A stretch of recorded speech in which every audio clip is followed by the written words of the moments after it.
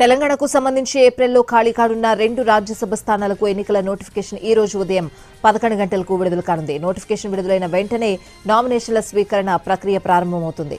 తుది గడువు మార్చి 5 అయితే మార్చి 1 ఆదివారం 3న హోలీ సెలవులు కావడంతో ఆ 2 రోజుల్లో నామినేషన్ల స్వీకరణకు విరామం ఉంటుందని ఎన్నికల అధికారి తెలిపారు.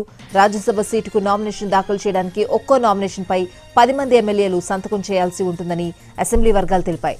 ఈ 2 సీట్లు ఏకగ్రీవం కానున్నాయా లేక ఎన్నికలు జరగనున్నాయా అన్నదానిపై మార్చి 5న సాయంత్రానికి స్పష్టత రానుంది.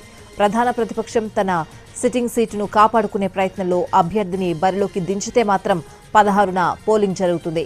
అదే రోజున సాయంత్రం 5 గంటల నుంచి ఓట్ల లెక్కింపు జరుగుతుంది. మరోవైపు 16న తెలంగాణ అసెంబ్లీ బడ్జెట్ సమావేశాలు ప్రారంభం కానున్నాయి.